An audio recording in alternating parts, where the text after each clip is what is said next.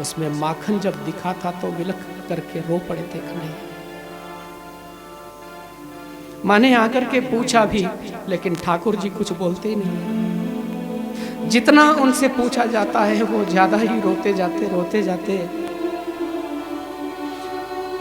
माँ देवकी ने कहा था कि मैं जानती हूं कि मुझे बच्चों का लालन पालन करना नहीं आता है। ईश्वर ने मुझे यह सौभाग्य नहीं दिया है। अवश्य ही तुम्हारी सेवा में कमी रह गई होगी। मुझे नहीं आता कि बच्चों को कैसे प्रसन्न रखा जाता है। मैं जान नहीं पा रही हूँ, सेवा में कोई भी त्रुटि होगी, कोई कमी होगी। आपको बोलना चाहिए ना, आप कहिए तो सही। इतने में आ गया था बृहस्पति का शिष्य, साक्षात उद्धव बुद्धि सप्तमः। उसने मैया देवकी से कहा था कि माता, ये मेरे प्रभु क्यों रो रहे हैं? देवकी ने कहा, मैं बहुत जानने का प्रयास कर रही हूँ, लेकिन वो कुछ कहते नहीं हैं। उद्धव ने कहा, कोई बात नहीं, आप जाइए, मैं थोड़ा इनको पूछता हूँ। ये मेरे मित्र भी हैं और मित्रों में कुछ ऐसी बातें होती है जो किसी को नहीं बताई जाती। देवकी माता जैसे गई थी, उद्धव ने दरवाज़ा बंद किया और पास में आकर के कहता है, बोले ये कौन सा नाटक है? ये कौन सा नाटक है आपका? परब्रह्म होकर के अश्रुपात करते हो, रोते हो? भगवान रोता है कभी? आज मेरे ठाकुर जी ने कहा था, उद्धव ये नाटक नहीं है। के उधो मोही ब्रज विसरत नाही, हंस सुतासो सुंदर कलरव, अरु कुंजन की छाई। मैं लाख कोशिश करता हूं उद्धव, लाख भुलाने पर भी ब्रजवासियों के प्रेम को भुला नहीं पा रहा।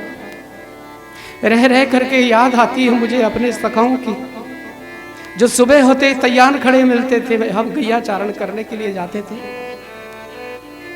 मुझे उन गैयाओं की याद आती है, उन बछड़ों की याद आती है, उन ब्रजवासियों की याद आती है, उन गोपांगनाओं की याद आती है, उस माता की याद आती है जिससे मैंने झूठ बोला था उद्धव।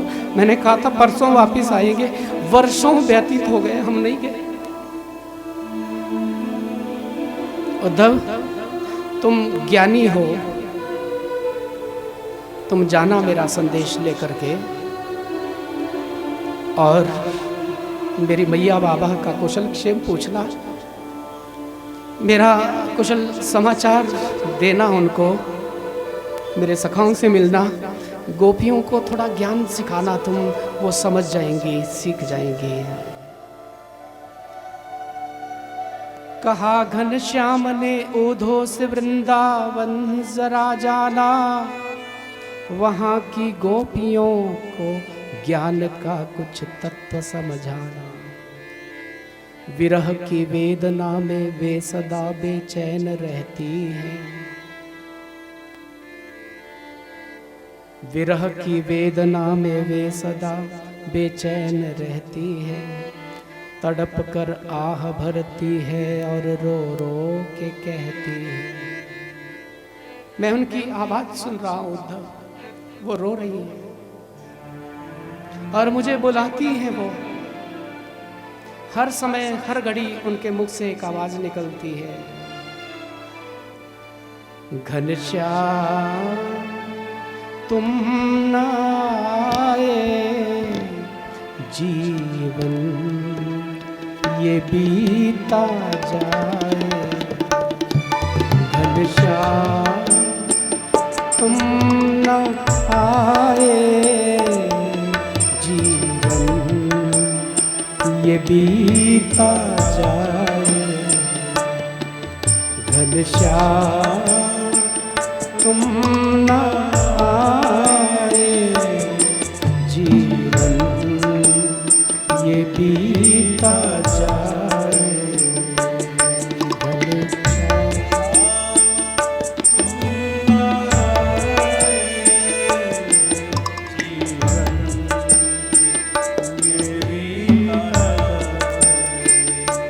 कहा उद्धव ने बढ़कर, सुनो मैं अभी जाता हूँ वृंदावन, जरा मैं देखता हूँ है कैसा वहाँ अनुराग का बंधन,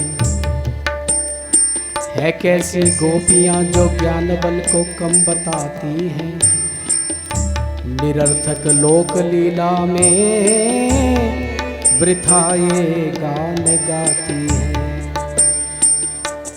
घनश्याम तुम न आए, जीवन ये बीता जाए।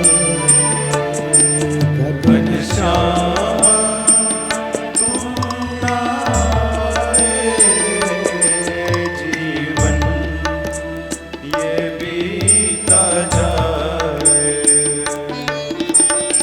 चले थे उद्धव।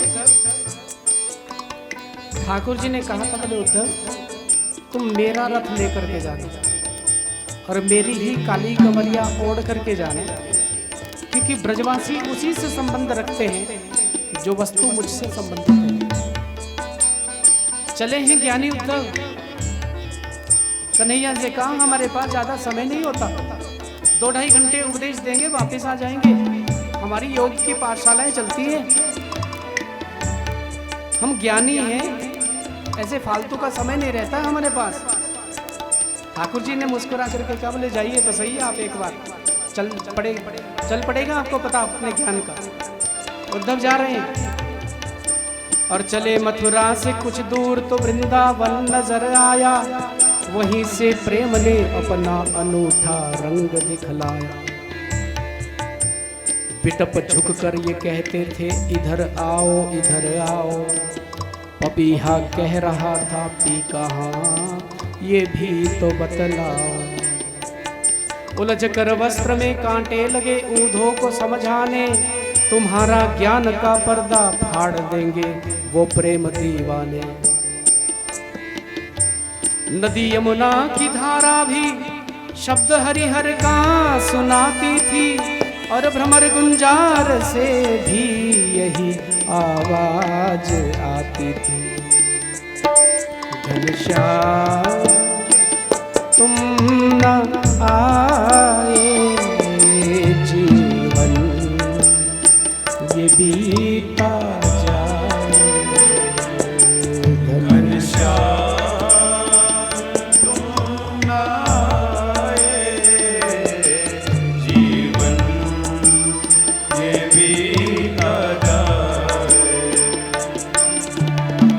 उद्धव पहुंचे हैं वृंदावन, और एक स्थान पर जाकर के उद्धव ने देख लिया है छोटे छोटे बालक बैठे हैं और इधर उधर झांकते, इधर उधर देखते, वो आ रहा होगा आ रहा होगा आ रहा होगा। ये नित्य प्रति का नियम था श्याम के सखाओं का। सुबह होते ही मथुरा से आने वाली राह पर बैठ जाते हैं और शाम तक प्रतीक्षा करते रहते हैं, कन्हैया आए रहो को, कन्हैया आए रहो को, कन्हैया आए रहो को। वो आते नहीं है, फिर शाम को जाकर के भैया से बोलते, भैया तेरा लाला आज भी ना आया। वो रो पड़ती। ये नित्य का नियम था। आज जो शाम के छोटे छोटे सखा बैठे थे, उन्होंने देखा रथ आ रहा, अरे ये तो हमारा काना का रथ है, ये काना का रथ है, काना आएगो काना आएगो काना आएगो। दौड़ पड़े थे सब गाल बाल, और जाकर के रथ के समीप पहुंचे तो पहचान लिया ये काना नहीं, ये कोई और। जब हमारा काना ही नहीं तो फिर क्यों बात करें हम किसी से। मुख मोड़ करके खड़े हो गए थे। उद्धव ने प्रश्न किया है कि बालकों, तुम यशोदा का घर जानते हो? मुख मोड़े हुए उन्होंने कहा था कि आगंतुक, लगता है तुम पहली बार यहाँ आए हो। पहले आए होते तो ये पूछते ना, क्योंकि ब्रजवासियों का जो प्रेम है उससे जो अछूता रह गया है उसको कृष्ण की कृपा कैसे मिलेगी। ये जो तेरे सामने पनारा बह रहा है भैया, ये कोई नाला नहीं, कोई पनारा नहीं है, लाखों गौओं के नेत्रों से बहने वाले, लाखों गोपियों के नेत्रों से बहने वाले, मैया यशोदा के नेत्रों से बहने वाले आंसुओं का ही ये पनारा बन गया। इसके किनारे किनारे चले जाना, जहाँ इसका अंत होगा वह इस पनारे का स्रोत होगा, वही नतरानी का महल होगा। उद्धव ने सोचा, रे बाप रे, जो इतना रोते हैं कृष्ण की याद में ब्रजवासी, उनको क्या उपदेश दूंगा जाकर के, क्या उपदेश दूंगा जाकर के। ज्ञान की सिद्धि मानो टूट गई थी यहाँ पर। और जब नंद भवन में संध्या के समय उद्धव जी पहुंचे थे, एक एक पत्थर से जय श्री कृष्ण जय श्री कृष्ण जय श्री कृष्ण की आवाज आती है, मानो पत्थर भी कृष्ण की याद में रो रहे, अश्रुपात कर रहे। अंधेरे में एक परछाई को देख करके अनुमान लगाया है नंद बाबा होंगे, क्योंकि वहां कोई उजाला नहीं था। कहा बाबा? कृष्ण का मित्र उद्धव, बृहस्पति का शिष्य, मथुरा से आया हूं। बाबा ने कहा, वर्षों के बाद भेजा तो मित्र को भेज दिया, हमारा कुशल क्षेम पूछने के लिए भेजा है ना उसने, जाकर के कह देना तेरे मित्र से कि कोई उसकी याद नहीं करता, कोई उसकी याद में नहीं रोता है, जाकर के कह देना तेरे मैया बाबा बड़े प्रसन्न हैं। उद्धव ने कहा, ऐसा बुलाना क्यों दे रहे हैं, प्रभु को कष्ट होगा ना। बाबा ने कहा था, बोले उसको कष्ट होगा, हमें जो कष्ट दिया है, अपनी माता को जीते जी जो मार करके चला गया है, उस कष्ट के बारे में उसने कभी सोचा है? भैया यशोदा आती है, कौन है, जोर से बात मत करो, अभी अभी लाला को पलने में सुलाया है। बाबा ने कहा था कि उद्धव तूने अच्छा नहीं किया, ये मैया बावरी हो गई है, अपने लाला को कभी ये पलने में सुलाती है, कभी भोजन करवाती है, क्योंकि लाला इसको छोड़ करके कभी जाते नहीं। उद्धव का हाथ पकड़ करके ले जाती, अभी यहाँ मेरा पलने में लाला सो रहा है, और उद्धव भीतर जाकर के देखता है पलना तो खाली है। गिर पड़ती है मैया,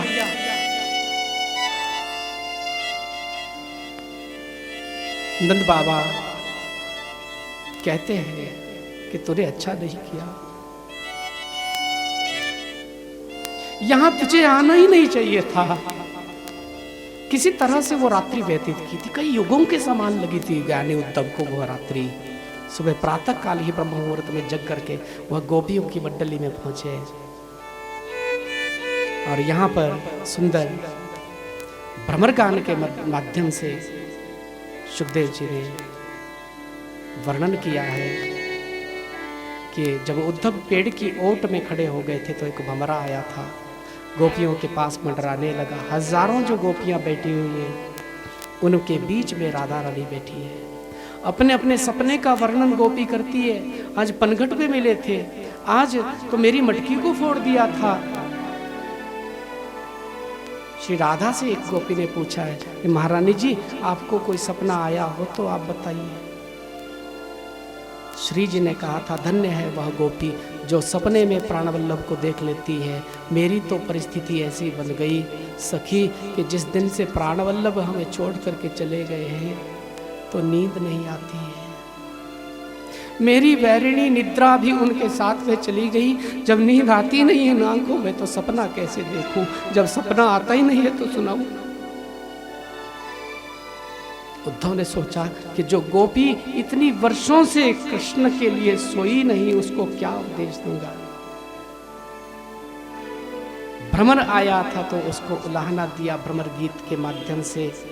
फिर उद्धव जब आए थे, उद्धव ने स्वयं अपना परिचय दिया था। प्रेम की नगरी में ज्ञानी को अपना परिचय देना पड़ता है। कहा ऊधो ने बढ़कर सुनो, मैं मथुरा से आया हूँ, सुनाता हूँ संदेशा श्याम का जो साथ लाया हूँ। गोपी ने कहा हमें नहीं चाहिए श्याम का संदेश, हमें तो श्याम ही चाहिए, श्याम चाहिए, श्याम का संदेश नहीं चाहिए। और यदि श्याम से हमें मिला दोगे तो श्याम की भक्ति बंद और तुम्हारी भक्ति शुरू। श्याम से अगर मिला दिया तो श्याम की भक्ति बंद, तुम्हारी भक्ति शुरू कल से। उद्धव ने कहा कि जब ये आत्मा ही अलख और निर्गुण कहाती है तो फिर क्यों मोहवश होकर वृथा ये गान गाती है। वो निर्गुण निर्ब्रह्म है, निर्गुण परब्रह्म है, निर्विकार है, वो निर्लिप्त है, परमात्मा है। गोपियों ने कहा जो हो अद्वैत के साथी तो फिर क्यों द्वैत लेते हो। सुनो खुद ब्रह्म होकर ब्रह्म को उपदेश देते हो। तुम्हारा कृष्ण भी ब्रह्म है, तुम भी ब्रह्म हो, हम भी ब्रह्म है, तो ब्रह्म होकर के ब्रह्म को उपदेश देने की गलती क्यों कर रहे हो। श्याम तिये श्याम ही है, श्याम बिनु नाही जिए, अंधे किसी लाकरी आधार श्याम नाम है।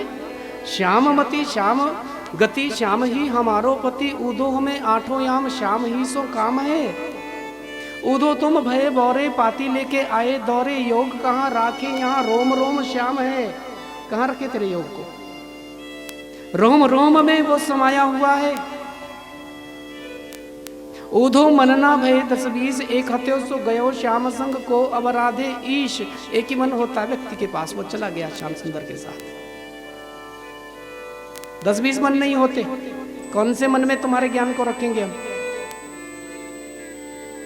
और सुना जब प्रेम का अद्वैत तो ऊधो की खुली आंखें थी, जिनमें ज्ञान मद की धूल वो ऊधो की खुली आंखें। हुआ रोमांच तन और बिंदु आंखों से टपक आया, गिरे श्री राधिका पद पर कहा गुरु मंत्र ये पाए। ऐसे गिरे थे कि 7 महीने के बाद होश आई। प्रेम सरोवर में जब डुबकी लगाई थी उद्धव जी ने महाराज, ज्ञान की तो वो चदरिया थी, वो गुदड़ी बन गई। ज्ञान गुदड़ी एक बड़ा सुंदर स्थान है ब्रज में, वहां पे सत्संग हुआ था उद्धव और गोपी का। और 7 महीने के बाद जब उस गुदड़ी को संभाल करके जाने लगे थे उद्धव, तो उस समय सोचा बोले ये मेरी आचार्यां हैं गोपी, इनके बारे में जाने क्या क्या सोचा था, क्या क्या विचार किया। इनको प्रणाम तो करना ही चाहिए। फिर सोचा बोले इनको मैं प्रणाम करने के योग्य ही नहीं हूं, तो गोपी को भी प्रणाम नहीं किया, गोपी के चरणों को भी प्रणाम नहीं किया। उद्धव ने गोपी के चरणों की धूल के कण को प्रणाम किया। वंदे नंद ब्रजत्रिणाम पादरेणु न विक्ष्णसः, पादरेणु न विक्ष्णसः। उनके चरणों के धूल के कण को प्रणाम करता हूं। यासाम हरि कथोदगीतम पुनाति भुवनत्रयम्। क्यों प्रणाम करते हो जी? बोले उनके मुख से हरि कथा निकलती है जो त्रिभुवन को पावन करती है। और ये आशा की है बोले फिर भी अगर कभी जन्म होगा दोबारा तो ब्रजमंडल में ही हो। गुलमत लता कुछ भी बन जाऊं, वहां का कोई तिनका ही बन जाऊं, रज का कण ही बन जाऊं, लेकिन ब्रजमंडल में ही जन्म हो मेरा। 7 महीने के बाद ज्ञानी उद्धव जब वापिस आए थे तो भगवान मुस्कुरा रहे थे। ठाकुर जी ने कहा आओ ज्ञानी जी। उद्धव ने कहा बोले जले पर नमक मत छिड़को। आपको गोपियों ने कपटी कहा है, लेकिन मैं तो महाकपटी कहता हूं। अरे वर्षों के बाद भेजा भी तो मित्र को भेज दिया। वह उनकी भाषा ही बोलने लग गए। ठाकुर जी ने कहा आप थोड़ा थक गए होंगे, मेरे समीप आओ, जल पी लो, नेत्र बंद करो, आराम मिलेगा। उद्धव ने जैसे नेत्र बंद किए थे भगवान ने ऐसे हाथ फेरा, दिव्य दृष्टि आ गई। बोले खोलो आंखें। जैसे उद्धव ने आंखें खोली महाराज, हजारों ब्रजवासी सामने ही बैठे। बगल में देखा था राधा रानी बैठी। ठाकुर जी ने कहा तुझे क्या लगता मैं ब्रजवासियों से अलग रह सकता हूं कभी? ये ब्रजवासी तो मेरे प्राण हैं। एक पल के लिए, निमिष मात्र क्षण के लिए मैं ब्रजवासियों से अलग नहीं हो सकता। ये तो तेरे ज्ञान पर भक्ति का पुष्प चढ़ाने के लिए मैंने लीला की थी। अरे वाह रे ठाकुर, लीला की आपने, हमारी तो जान निकल गई थी। बड़ी करुणा करी है महाराज। मैं समझता था मैं बड़ा ज्ञानी हूं, आज पता मुझे चला वहां जाकर कि ज्ञान क्या है प्रेम के सामने, भक्ति के सामने। बिना भक्ति के तो ज्ञान पंगु होता है महाराज। क्योंकि ज्ञान तो भक्ति का ही पुत्र है। बिना ज्ञान के भक्ति नहीं, बिना भक्ति के ज्ञान नहीं। ज्ञान भी चाहिए, प्रेम भी चाहिए। प्यार से कहो जय श्री कृष्ण। जय श्री कृष्ण। श्री ठाकुर जी ने कृपा की है। 2 मिनट में आओ कथाओं का दर्शन करते हुए आगे बढ़ते हैं। श्रीमद् भागवत के दशम स्कंद के उत्तरार्ध भाग में जरासंध के आक्रमणों का वर्णन मिलता है। कल तो पूर्णाहुति का दिवस है, इसलिए थोड़ा सा कथाओं को कवर करते हुए हम आज रुक्मिणी विवाह कथा तक जाएंगे। 4:30 से ज़्यादा नहीं। प्यार से कहो जय श्री कृष्ण। जय श्री कृष्ण। हाँ, आरती करते करते 4:30 ही होंगे, ज़्यादा नहीं होंगे। ज़्यादा है 4:30 तो बोलो, मैं 2 मिनट में कर दूँ। ठाकुर जी की कृपा है, मैं 2 मिनट में कथा बोल दूंगा। पकड़ने का प्रयास करो। 23 अक्षौणी सेना लेकर के जरासंध आता है। 17 बार आक्रमण किए थे, ठाकुर जी ने उसको हरा दिया है। फिर 18वीं बार फिर कालेवन को लेकर के आए थे, मुचकुंद के द्वारा उसको समाप्त करवाया है। फिर 11,000 ब्राह्मणों को यज्ञ पर बिठा करके जरासंध आया था और ब्राह्मणों से कहा, इस बार हमारी हार हो गई तो फिर तुम सबको मृत्यु दंड मिलेगा। इन ब्राह्मणों की रक्षा करने के लिए भगवान ने रण छोड़ा था। युद्ध भूमि को छोड़ करके भागे थे, नाम रण छोड़ राय हो गया है। बोलिए रण छोड़ राय जी महाराज की जय। भगवान भागे हैं बलराम जी के साथ। भागते भागते एक पर्वत पर चढ़ गए। जरासंध ने चारों ओर से आग लगा दी है और भगवान ने वहां से छलांग लगाई है। समंदर में द्वारिका नगरी बसाई है, रात ही रात में विश्वकर्मा के सहयोग से, और भगवान श्री कृष्ण द्वारिकाधीश हो गए हैं। बोलिए द्वारिकाधीश की जय। बलराम जी का विवाह रेवत राजा की बेटी रेवती के साथ में संपन्न होता है, इसलिए इनको रेवती रमण कहते हैं। बोलिए रेवती रमण भगवान की जय। अब छोटे का भी कुछ प्रबंध करते हैं। राधे राधे बोलो। बड़े भाई की हो गई ना मैरिज, छोटे की भी करवाई देते हैं। राजा सीत भीष्म को नाम विदर्भाधिपतिर्महान तस्या 5 भुवन पुत्रा कन्यका च वरानना। भीष्मक नाम के राजा एक विदर्भ देश में रहते हैं। उनके 5 पुत्र हैं, रुक्मी, रुक्मरथ, रुक्ममाली, रुक्मकेशी, रुक्मबाहु। कन्या नहीं है।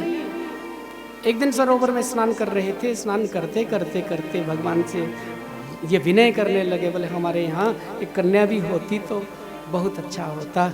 इतने में जैसे ही सरोवर से डुबकी लगा करके निकले थे, महाराज विशाल का एक कमल पुष्प दिखाए और उस कमल पुष्प के ऊपर सुंदर एक कन्या है। उस कन्या को उठाया है और भीष्मक उस कन्या को लेकर के आए हैं। ये कन्या कोई और नहीं है, ये साक्षात लक्ष्मी का रूप रुक्मिणी महारानी है। बोलिए रुक्मिणी महारानी की जय। यही लक्ष्मी है। समंदर मंथन के समय लक्ष्मी बन करके निकलती है और फिर जब सीता बनती है तो भूमि से प्रकट होती है, रुक्मिणी बनती है तो कमल से प्रकट होती है। क्योंकि ये जगत की माता है, इसलिए किसी को माता नहीं बना सकती। ये जगत की माता है। पढ़ाया लिखाया, विदुषी बनाया, किशोरावस्था को प्राप्त हुई। पिताजी ने कहा, बोले अब कन्या विवाह योग्य हो रही है, अब इसके लिए कोई सुंदर वर ढूंढना चाहिए। रुक्मिणी ने कहा, ढूंढने की क्या आवश्यकता, मेरा जो मित्र है शिशुपाल, उसी के साथ इसका विवाह होगा, मैंने तो तय कर लिया है। और जब रुक्मिणी ने ये बात सुनी थी, उनको अच्छा नहीं लगा। मन ही मन द्वारिकाधीश को अपना पति मान चुकी थी। रुक्मिणी जी ने एक सुंदर पत्र लिखा है और वह पत्र ब्राह्मण देवता के पास दिया।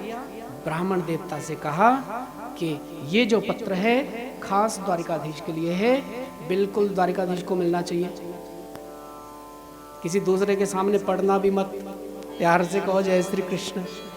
उसने बहुत अच्छी तरह से वो फोल्ड किया, बंद किया, फिर लेकर के गया द्वारिका। द्वारिका में द्वारिकाधीश बैठे हैं, इतने में दूत आ गया, महाराज जी कोई मिलना चाहता है। ठाकुर जी ने कहा ठीक है भेजा जाए। वो बाहर से आया और ठाकुर जी ने कहा क्या है? महाराज जी पत्र आया है। ठाकुर जी ने कहा पत्र आया है तो फिर पढ़ो ना उसको।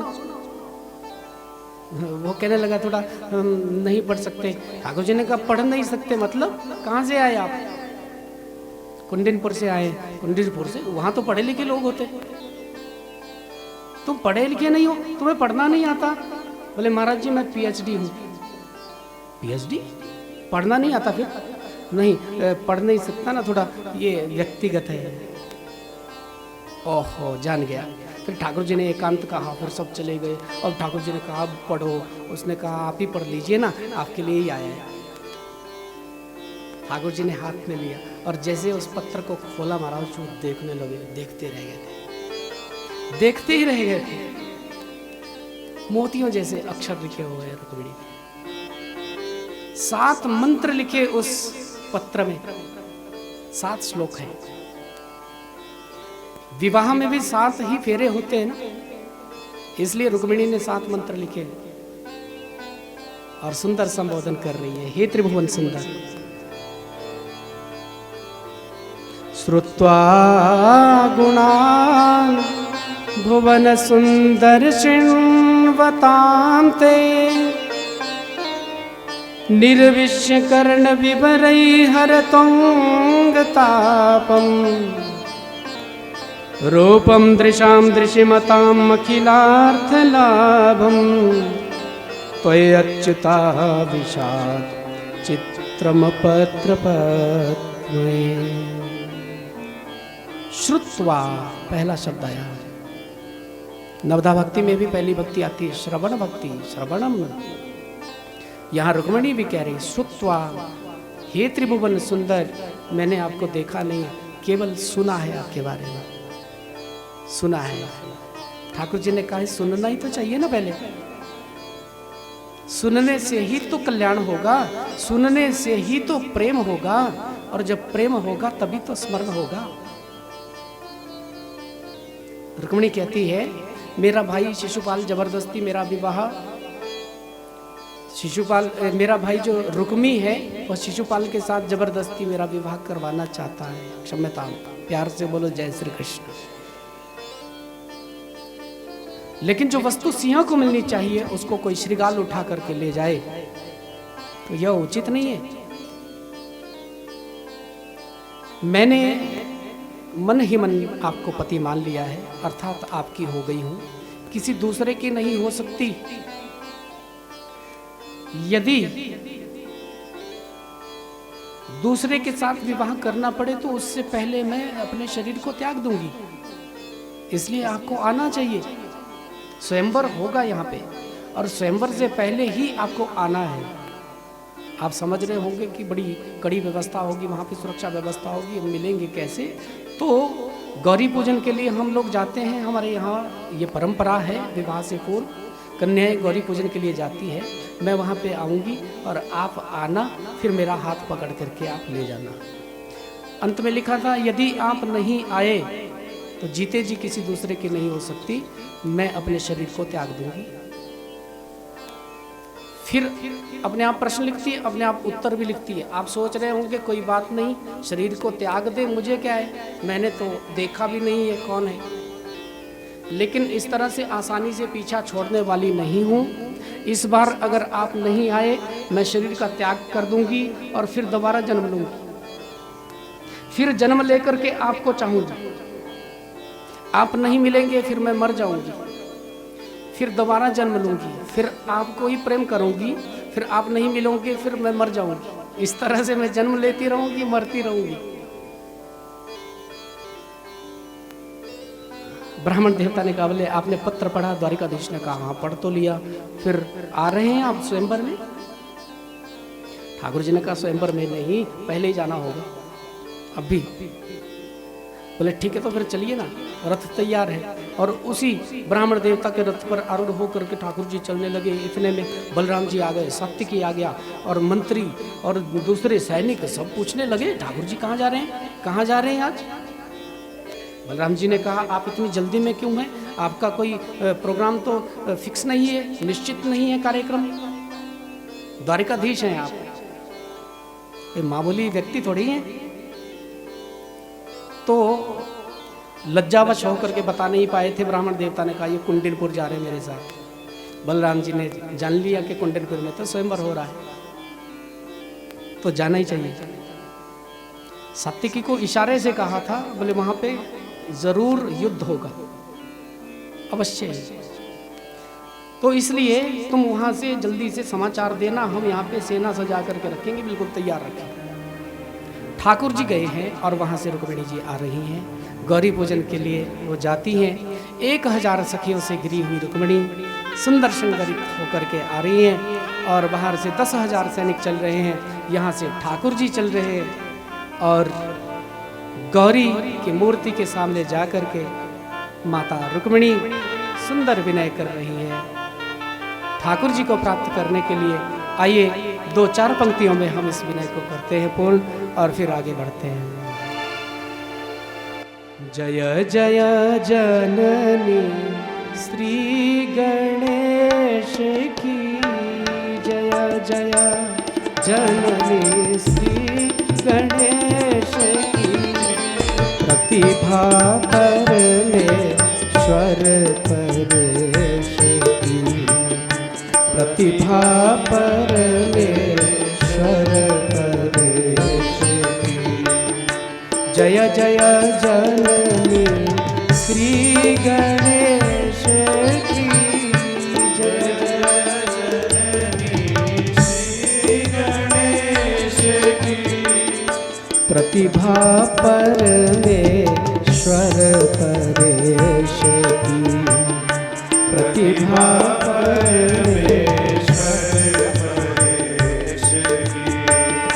जय महेश मुख चंद्र चंद्रिका, जय महेश मुख चंद्र चंद्रिका, जय जय जय जय जगदम्बिका, जय जय जय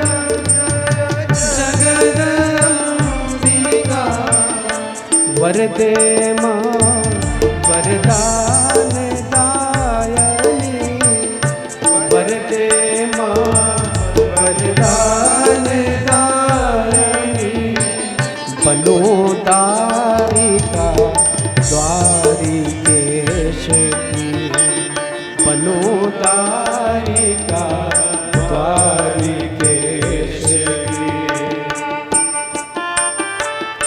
जय हो।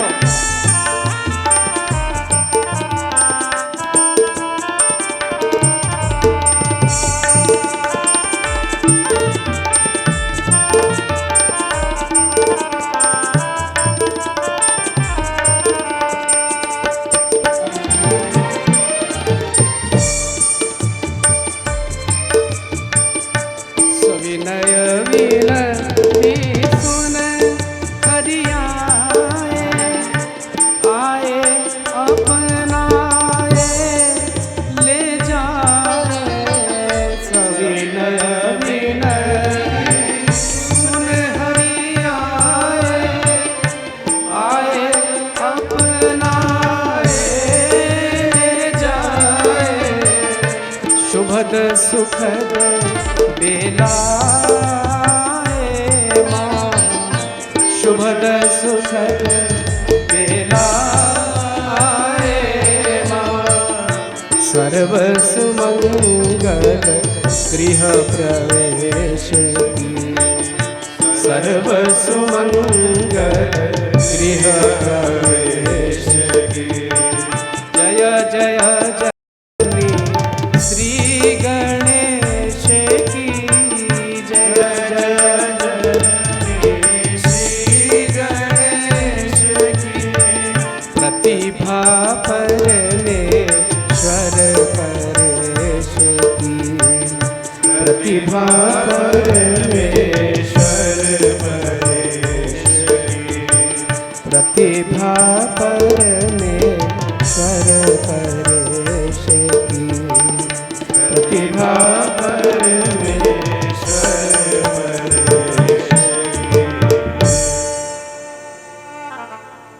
बोलिए जगदम्बिका भवानी की जय। गौरी माता ने आशीर्वाद दिया है। रुक्मिणी मैया मंदिर से जैसे बाहर निकली थी उसी समय ठाकुर जी पहुंच गए हैं। सैनिक लोग भगवान का रथ देख रहे हैं तो मोहित हो रहे हैं। कुछ लोग भगवान के पीताम्बर को देख करके मोहित होते हैं। कुछ लोग भगवान की वंशी देखते हैं, मोर का पंख देखते हैं, तो उसी पे मोहित होकर के वार्तालाप करने लगते हैं। और रही सही जो कसर थी वो रुक्मिणी जी के सौंदर्य ने, उनके श्रृंगार ने पूरी कर दी है। और ठाकुर जी बीच बीच में से निकल करके रुक्मिणी जी के पास आ गए। रुक्मिणी जी ने इशारा किया, बोले आप? बोले हाँ मैं द्वारिकाधीश। तो उसी समय ठाकुर जी ने हाथ से पकड़ा था रुक्मिणी जी को और हाथ से पकड़ करके वो ले जा रहे हैं। रथ पे बिठाया था। जब रथ चलने लगा तब सैनिक ने कहा अरे ले गए ले गए ले गए। दूसरे ने कहा ले गए ले गए ले गए। करेगा दारी के रोकता नहीं है,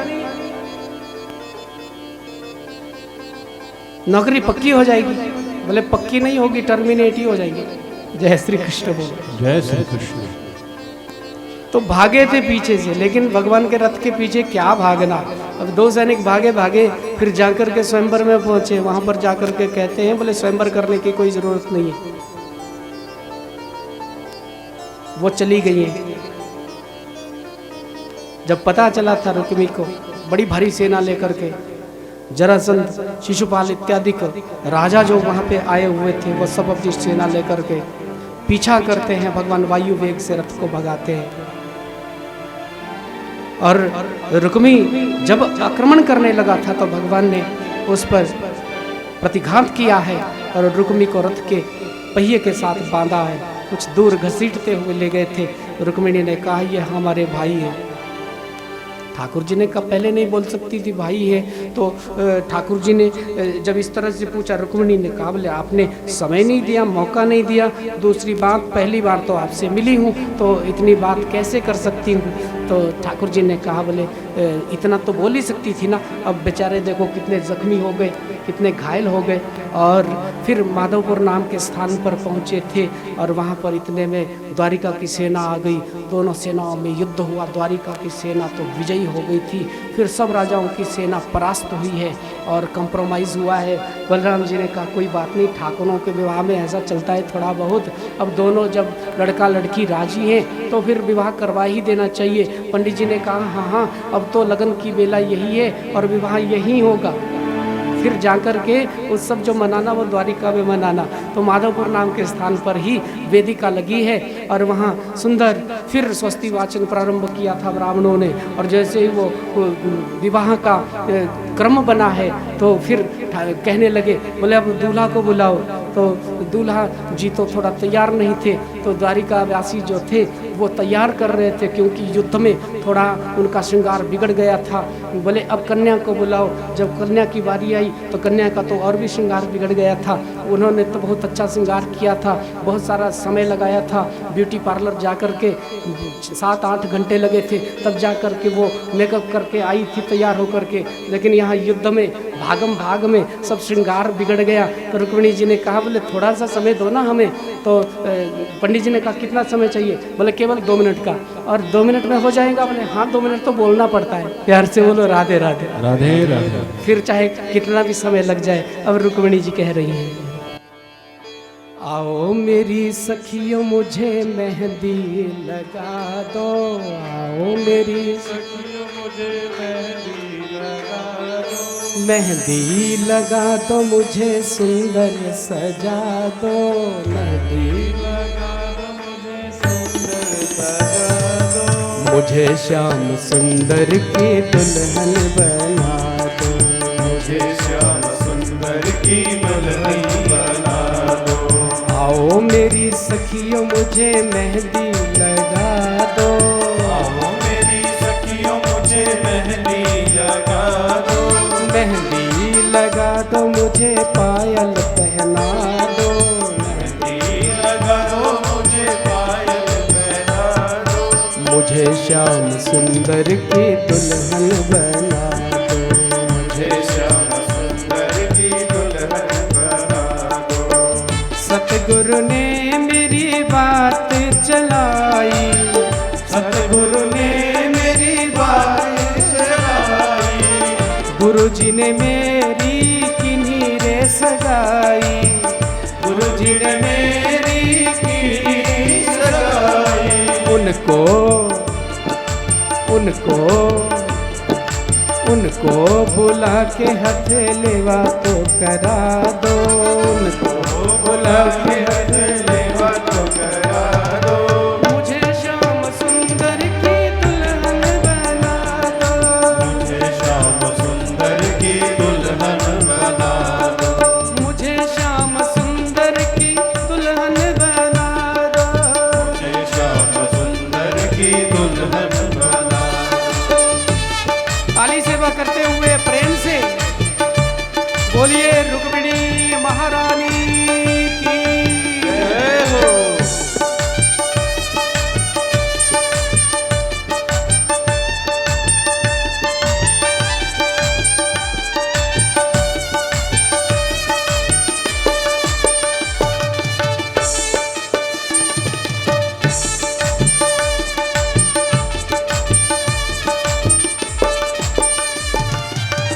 ऐसी ओढ़ू चुनरी जो रंग नाही छूटे, ऐसी ओढ़ू चुनरी जो रंग नाही छूटे, ऐसा वरूं दुल्हा जो कब हो ना रूठे, ऐसा वरूं दूल्हा जो कबू न रूठे, ऐसे वर को क्या वरूं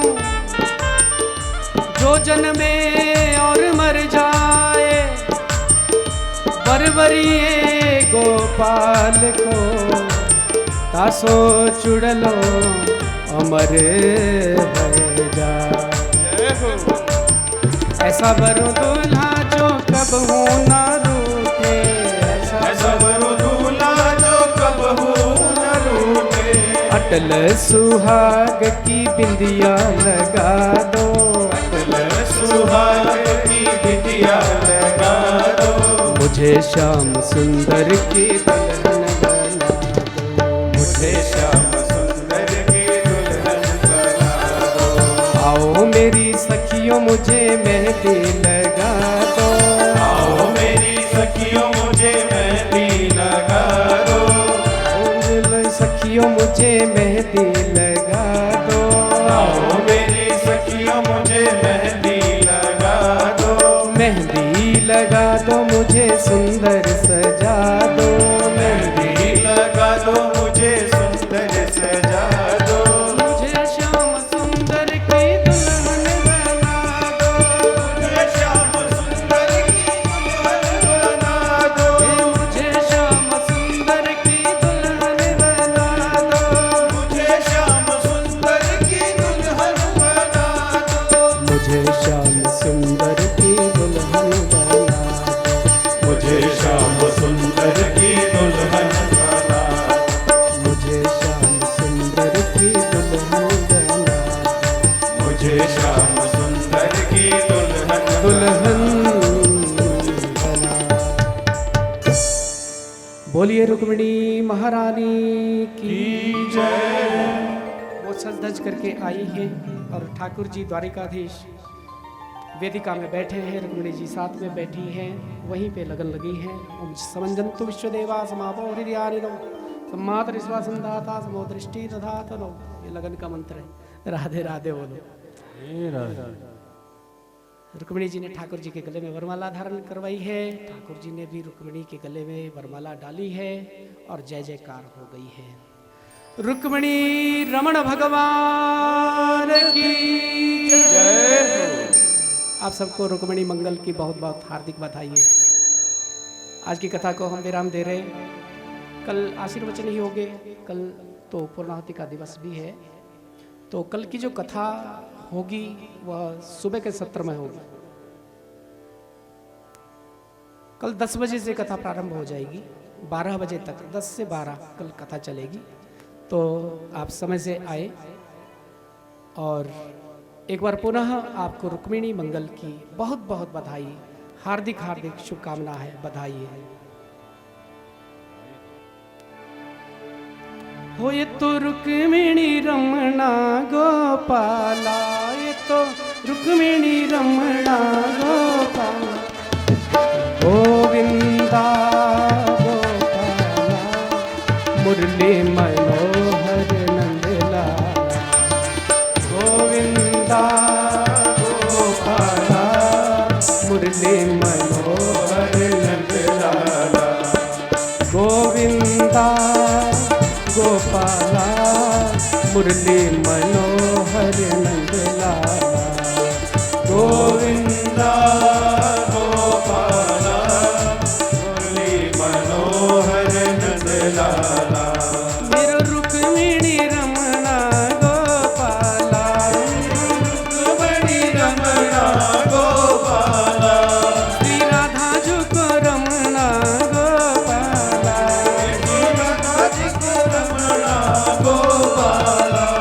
जय गोविंदा गोपाला, मुरली मनोहर नंदलाला, जय गोविंदा गोपाला, मुरली मनोहर नंदलाला, जय जय गोविंदा गोपाला, मुरली मनोहर नंदलाला, गोविंदा गोपाला, मुरली मनोहर नंदलाला, मेरो मुरली मनोहर नंदलाला, मेरो मुरली मनोहर नंदलाला, मेरो मुरली मनोहर नंदलाला, मेरो मुरली मनोहर नंदलाला, ये तो रुक्मिणी रमणा गोपाला, ये तो रुक्मिणी रमणा